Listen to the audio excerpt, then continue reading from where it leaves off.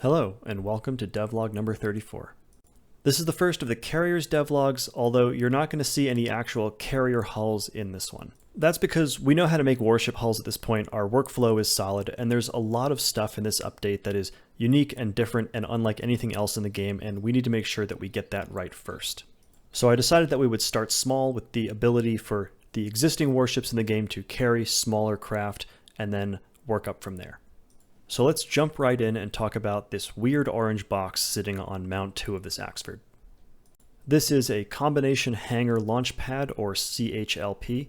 It is a completely self-contained and self-sufficient hangar component that allows a larger warship with a C4 mount or larger to carry a single small craft. By the way, we're calling them spacecraft or small craft or just craft, although I'm 99% sure that the community is just going to end up calling them planes. In order to manage the craft the ship is carrying, you can click this new tab button to switch over to the flight menu. Over on the left section, we've got a bunch of stats on what the ship is currently doing or capable of, and then some controls. The top two things are not implemented yet, but the flights count is an obvious lesson from the modular missile update, where we learned the hard way that there really needs to be some kind of control that limits the number of resources that you have available at any time. And so this is going to serve as the programming channel's equivalent for craft, which is a command limit basically on how many flights or groups of small craft you can have up at any given time. Next is the deck status, which is either red, amber, or green. Basically that dictates whether the ship can launch craft at any given time, and that is going to come later. And then we've got information on our traffic and the controls to actually launch things. And then over here we've got a list of all of the hangars on the ship as well as the craft that are stored in them.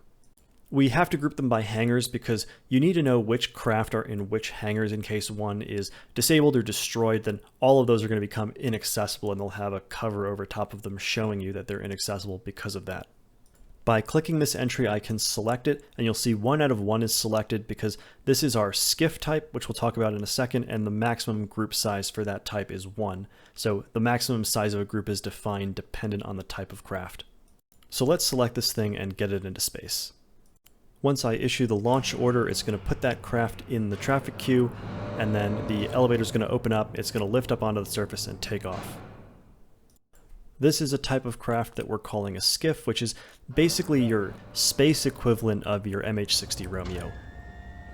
It's your all-around utility craft. It's great for basically scouting around corners. It's got a benefit to it that other craft don't have, in that it's got 360-degree radar, which is what these pucks that you're seeing on the top and the bottom are. I have absolutely no evidence to back this up yet, since I haven't even given this to any testers, but I imagine that this Skiff and the OSP equivalent of the Skiff is going to probably be the most used of all the craft that are going to be in the carrier's update. Even people who aren't really interested in playing the more carrier-related aspects of this update, I think are going to find a lot of utility in this, and they're going to find a reason to replace a missile backpack or an extra gun on Mount 2 or something on a battleship with one of these Skiff hangars so that they can get the utility, basically being able to send a kind of crappier front line around a corner to make sure they don't walk into an ambush. Now, once a craft launches, it's going to automatically be issued a guard order for the ship that launched it, which is that blue line that you're seeing, and it's going to kind of go into this lazy, idle orbit around it at 1 kilometer.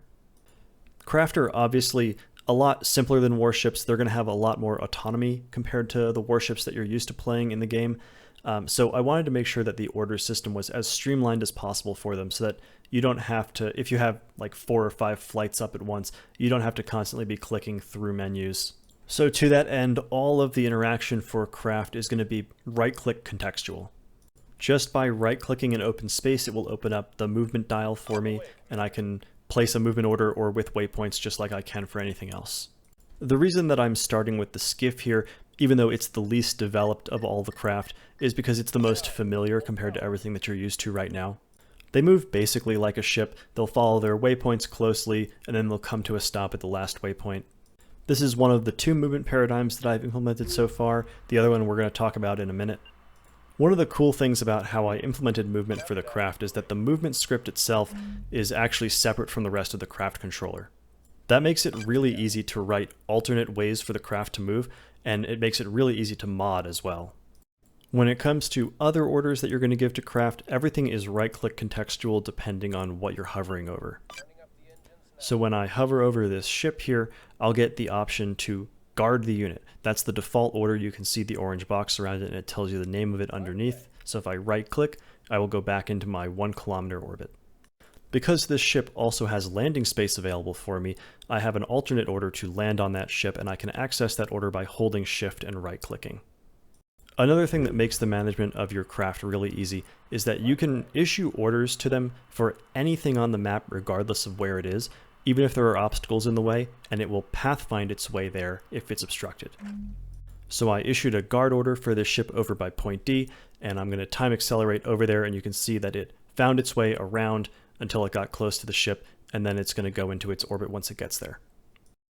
So that's it for the Skiff. Now I'm going to flip on over to my makeshift spacecraft carrier over here, which is just an Axford with 3 hangar mounts on it. When I go to the flight tab, I'll see that I've got my 3 hangars with my 3 interceptors in them.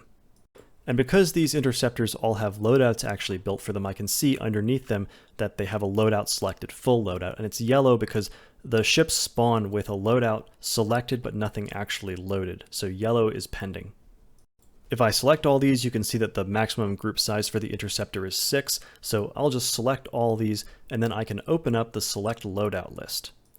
These loadouts or mission profiles are one of the things that really separate craft from just being reusable missiles, where you can tailor them to specific tasks that you need them to do on the fly. I can see here that I have 3 options. One is to launch the craft with nothing on it, or I can have a full loadout with my guns and missiles, or I can choose guns only. And I can control-click to apply this loadout to everything that I have selected that I want to launch to quickly set that loadout for everything.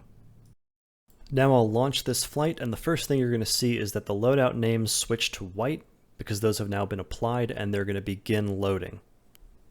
Arming the craft takes time, and this is a lot faster than it's going to be. Right now this is just sped up for testing.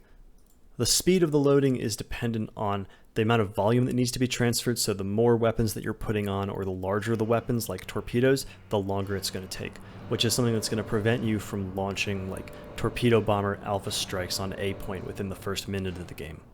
This is what the Alliance Interceptor looks like. The Skiff model that I showed you earlier is just a block out, but this is much closer to final geometry. I'm sure there are already a few people who are headed to the comments to say, why does it look like a jet? So let's take a step back from mechanics for a second and talk about lore and how we're going to differentiate the Alliance from the Protectorate craft and how we're going to make it believable that they can actually fight each other. The answer to why does it look like a jet is because it is a jet, because with the exception of the Skiff, all of the Alliance craft are going to be multi-domain. Lore-wise, the Alliance is a gigantic, inept, crumbling bureaucracy. Everything is designed by committee. Everyone wants to get every feature onto every new thing, so it would make sense that they would design their strike craft to be multi-domain to maximize the flexibility of any carrier groups that they send out so that they don't need to split their resources, or they basically make it a jack of all trades, master of none. So these are state-of-the-art, current generation stealth fighters. On the other hand, the Protectorate aren't going to be getting like Cessnas with guns strapped to them. They're going to be flying older generation dedicated space fighters.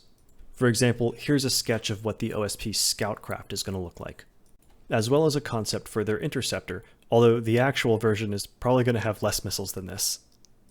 The bottom line being that while the Protectorate is flying older generation fighter craft, they are in their dedicated element fighting things that have made many compromises to be able to operate in multiple domains.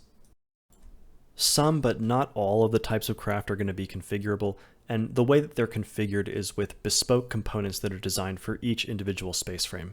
The reason for that is that unlike the warships, which can have large flat panels that can fit anything, the space frames are a lot more streamlined, and we wanted to make sure that the geometry meshed nicely, so everything is going to be bespoke. This is not a final set of components that you're seeing, this is just a couple testing things that we've thrown together. So the orange plugs cover the area when there's nothing actually in the slot, and then, for example, that will go away and the gun will slide in there, or we've got these S1 missile bays or a single S2 missile bay that would go in the bottom, and then the missile pylons on the wings. The missile pylons don't have to be there. In fact, they might actually increase your RCS. I haven't quite decided on that yet, but you could replace those with a jamming pod or an illuminator pod, or you could just take them off altogether. I had originally planned to hold off on this devlog for a few more weeks just to get the start of the fleet editor portion of this done, but I decided that there's just so much stuff that we're going to talk about with just the skirmish mechanics that I didn't want to rush through it all. So this is just a very brief overview of the customization parts, but we'll get to more in a future devlog. Back to actual flight operations, I can control my groups on the fly by selecting them in the status display and clicking detach to separate this one craft off, and then I can give it independent orders. This is, of course, assuming that you have flight capacity to spare, and then I can shift right click the other group to make it join back, and I get my group of 3 back. I also have a bunch of posture options, the same as I do with warships. A lot of these need better names, but they're still a work in progress. I apologize if you're getting a little dizzy watching these things loop over and over again. This is an intentional quirk of the alternate movement paradigm that I described earlier, which is that the fighters are basically designed to never stop moving. They're small and they're fragile, so having them sit in a location stationary basically means they're going to get torn up by RPF, so even in an idle or hold position order, they're just going to orbit steadily at 250 meter radius. On the left side of the information bar is a list of all of the weapons that are available to the group. Because attack orders on enemy units are just issued by right-clicking on a track, and there's no action menu to select the weapons, you'll enable or disable weapons in this list by clicking on them. Green means they're enabled, gray means they're disabled. So if I want to attack an enemy group, and I want to make sure that my fighters only use their missiles, I can deauthorize the guns. And speaking of attack orders, let's do some dogfighting. And since we're going to be passing through control point D on the way, it's probably worth noting that craft are unable to capture control points. You have to put a ship on them still in case people were worried about that. Before we start the combat overview, I do want to say that the view from inside these furballs can be very disorienting. Compared to everything else that happens in Nebulous, things happen very quickly and there's a lot going on and it's very chaotic. So I'll show some footage of the inside and talk about what the fighters are doing, and then we'll pull back and look at a dogfight from the outside. So we've got 3 enemy craft ahead of us, and I'm going to issue an attack order against them. But first, because I want to show how the target selection works, I'm going to go down here and I'm going to change this from hold to break. Again, a lot of these things need better names, but what this is going to do is it's going to make each of my 3 craft choose their own independent target rather than focusing on one. The way it does that is that when I right-click and issue the attack order, it's going to draw a sphere around the area that I right-clicked and pick all of the tracks of the same type. So if I right-click on a craft, it's going to pick all of the craft. If I right-click on a missile, it's going to pick all the missiles. And then once we let time play here, you'll see that the red lines shift around indicating that each craft is choosing its own target. I wanted to make sure that the dogfighting combat was not just gun duels the way that it is in most science fiction. I think that's very stereotypical, but Nebulous has always had a very heavy focus on missiles, so there's a lot of missile combat involved here. The basic pattern of the dogfight is that the craft will close, fire their missiles, and then withdraw or strafe past, and then turn around and do it again. When a craft detects that it's been engaged by a missile, it's going to go into a missile evasion state. And we can see that here with this enemy craft. The way that the missile evasion state works is that the craft is going to turn directly away from the threat and begin dropping its countermeasures to try to get that decoy signature between the missile and itself, and then it's going to make a hard 90-degree turn away from the missile to not be behind the decoy when the missile passes through. Unfortunately, this enemy craft was not that lucky because as the missile passed through the decoy signature, it happened to be pointing in a way that made it reacquire the fighter. And then this target has moved really far outside the engagement zone, so we're going to turn around and retask. I think the spacecraft dogfights are a really great example of how a few very simple rules can result in some really engaging and dynamic and interesting behaviors. Now we've got this gun run over here where we're going to land a couple successful hits and splash this guy. And again, this craft will immediately retask onto a new target because every time a track is lost, it will find a new one to engage that's within the area of whatever we were fighting. And that's part of the fighter's heightened autonomy, so that in a complex dogfight where you could have a dozen craft involved, you don't need to constantly be babysitting them and make sure that they're all engaged actively on a target. And that's Splash 2, and we're going to quickly retask this one up here and get really lucky on the gun run and take him out too. We really cleaned up that fight, didn't even take any damage. That basically never happened, so pretty rare that I captured that. Something you may have noticed in that fight is how frequently tracks got lost and reacquired or switched to visual tracks, and the reason for that is that the fighters have only a front-facing cone radar, unlike the Skiff that I talked about earlier, which has a full 360 sphere around it. That means their situational awareness is pretty limited, and so it stresses the importance of having some kind of C2 element along with your fighters that will make them more effective than if they were just operating alone. And now, since our fighters did such a great job, we'll bring them home. They're going to approach the ship, and if there's a landing queue, they'll go ahead and orbit the ship slowly, but there's no traffic right now, so they'll all get their landing clearance. The ship will assign them pads to land on, and they'll navigate to an approach point first. Once they've arrived at their approach point, they'll begin to slowly approach the landing point, and once they get there, they'll coast down onto the landing pad, and then get pulled inside the ship, where they'll be restored to the storage location in the hangar. And that makes a full skirmish battle loop for Strikecraft, so let's pull back now and look at another dogfight between a 3v3 from a distance so we can see what's going on with a bird's eye view. I decided on a more restricted flight model for the spacecraft because I wanted to make sure that the combat was actually an attractive kind of ballet rather than just a bunch of jousts where they'll fly at each other and then pass and then kind of turret on a point. I think Star Citizen probably taught everyone but the weirdest people how boring that kind of combat really is. They do have the ability to look a certain number of degrees off of their direction of travel, but they have restrictions on how much thrust they can apply in any direction that's not forward. And while they don't have airplane-like flight, the combination of their turn rate with the time it takes to change their velocity vector creates some really interesting and graceful curves in the combat that just make it look a lot more interesting.